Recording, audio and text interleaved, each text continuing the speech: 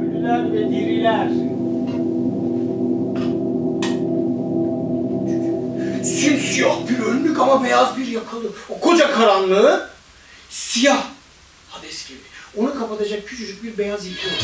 Millet duramıyor.